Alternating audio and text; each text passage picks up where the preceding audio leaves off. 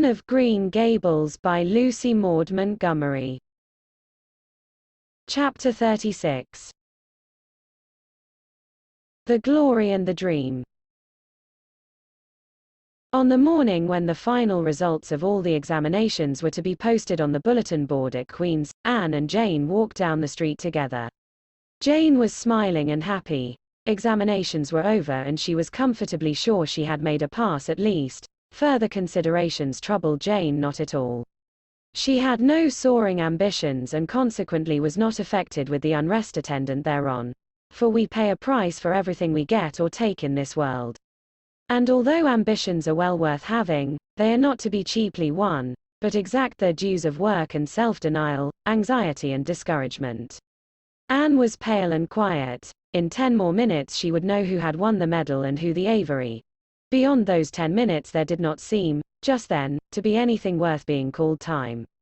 Of course you'll win one of them anyhow, said Jane, who couldn't understand how the faculty could be so unfair as to order it otherwise. I have not hope of the Avery, said Anne. Everybody says Emily Clay will win it, and I'm not going to march up to that bulletin board and look at it before everybody. I haven't the moral courage. I'm going straight to the girls' dressing room. You must read the announcements and then come and tell me, Jane. And I implore you in the name of our old friendship to do it as quickly as possible. If I have failed, just say so, without trying to break it gently. And whatever you do, don't sympathize with me. Promise me this, Jane. Jane promised solemnly. But, as it happened, there was no necessity for such a promise. When they went up the entrance steps of Queen's they found the hall full of boys who were carrying Gilbert Blythe around on their shoulders and yelling at the tops of their voices, "Hurrah for Blythe, medalist." For a moment Anne felt one sickening pang of defeat and disappointment. So she had failed and Gilbert had won. Well, Matthew would be sorry, he had been so sure she would win. And then, somebody called out, 3 cheers for Miss Shirley, winner of the Avery. Oh, Anne, gasped Jane, as they fled to the girls' dressing room amid hearty cheers. Oh, Anne, I'm so proud. Isn't it splendid? And then the girls were around them and Anne was the center of a laughing, congratulating group. Her shoulders were thumped and her hands shaken vigorously. She was pushed and pulled and hugged, and among it all she managed to whisper to Jane, "Oh, won't Matthew and Marilla be pleased? I must write the news home right away." Commencement was the next important happening. The exercises were held in the big assembly hall of the academy. Addresses were given, essays read, songs sung, the public award of diplomas, prizes and medals made. Matthew and Marilla were there, with eyes and ears for only one student on the platform. A tall girl in pale green, with faintly flushed cheeks and starry eyes, who read the best essay and was pointed out and whispered about as the Avery winner. "Reckon you're glad we kept her, Marilla," whispered Matthew, speaking for the first time since he had entered the hall, when Anne had finished her essay. "It's not the first time I've been glad," retorted Marilla. "You do like to rub things in, Matthew Cuthbert." Miss Barry, who was sitting behind them, leaned forward and poked Marilla in the back with her parasol. "Aren't you proud of that, Anne girl?" "I am," she said. Anne went home to Avonle with Matthew and Marilla that evening. She had not been home since April and she felt that she could not wait another day. The apple blossoms were out and the world was fresh and young. Diana was at Green Gables to meet her. In her own white room, where Marilla had set a flowering house rose on the window sill, Anne looked about her and drew a long breath of happiness. "Oh, Diana, it's so good to be back again. It's so good to see those pointed firs coming out against the pink sky, and that white orchard and the old Snow Queen. Isn't the breath of the mint delicious? And that tea rose, why, it's a song and a hope and a prayer all in one. And it's good to see you again, Diana." "I thought you liked that Stella Maynard better than me," said Diana reproachfully. "Josie Pye told me you did. Josie said you were infatuated with her." Anne laughed and pelted Diana with the faded June lilies of her bouquet. "Stella Maynard is the dearest girl in the world except one, and you are that one, Diana," she said. "I love you more than ever, and I've so many things to tell you. But just now I feel as if it were joy enough to sit here and look at you. I'm tired, I think, tired of being studious and ambitious." I mean to spend at least 2 hours tomorrow lying out in the orchard grass, thinking of absolutely nothing. You've done splendidly, Anne. I suppose you won't be teaching now that you've won the Avery. No, I'm going to Redmond in September. Doesn't it seem wonderful? I'll have a brand new stock of ambition laid in by that time after 3 glorious, golden months of vacation. Jane and Ruby are going to teach. Isn't it splendid to think we all got through even to Moody Spurgeon and Josie Pye? The Newbridge trustees have offered Jane their school already, said Diana. Gilbert Blythe is going to teach, too. He has to. His father can't afford to send him to college next year, after all, so he means to earn his own way through. I expect he'll get the school here if Miss Ames decides to leave. Anne felt a queer little sensation of dismayed surprise. She had not known this. She had expected that Gilbert would be going to Redmond also. What would she do without their inspiring rivalry?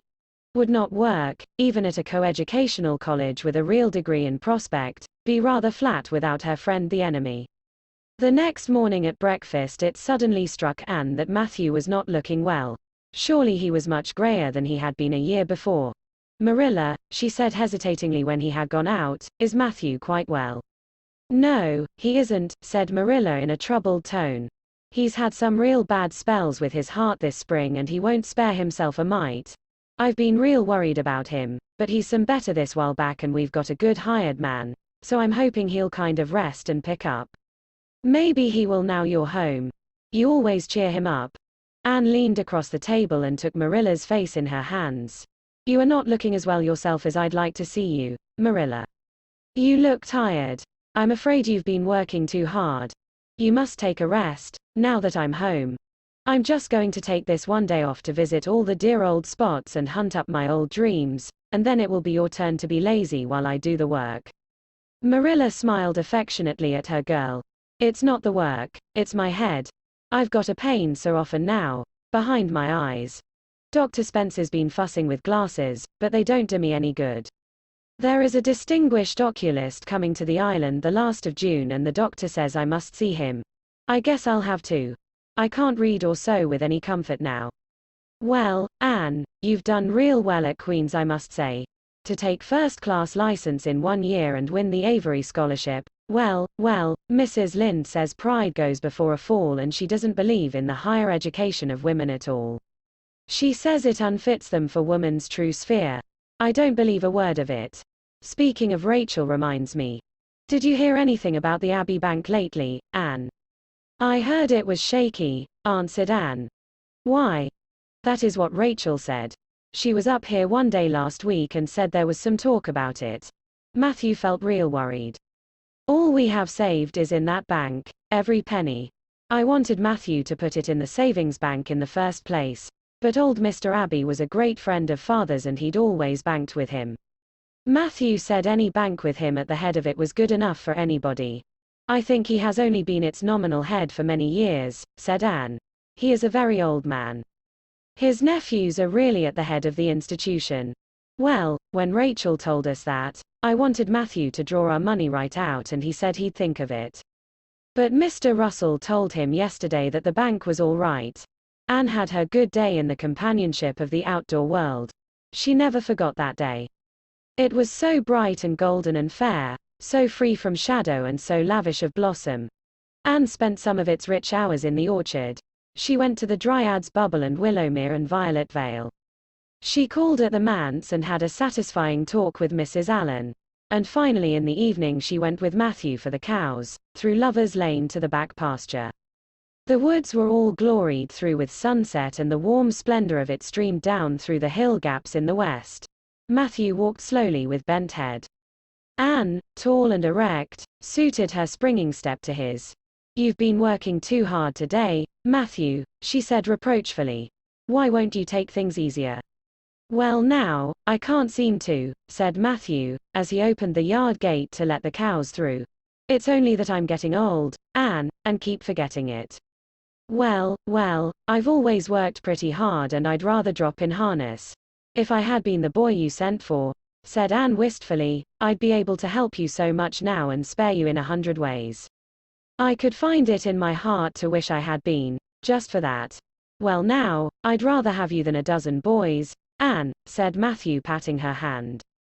Just mind you that, rather than a dozen boys. Well now, I guess it wasn't a boy that took the Avery scholarship, was it? It was a girl that I'm proud of. He smiled his shy smile at her as he went into the yard. Anne took the memory of it with her when she went to her room that night and sat for a long while at her open window, thinking of the past and dreaming of the future. Outside, the Snow Queen was mistily white in the moonshine. The frogs were singing in the marsh beyond Orchard Slope. Anne always remembered the silvery, peaceful beauty and fragrant calm of that night. It was the last night before sorrow touched her life, and no life is ever quite the same again when once that cold, sanctifying touch has been laid upon it.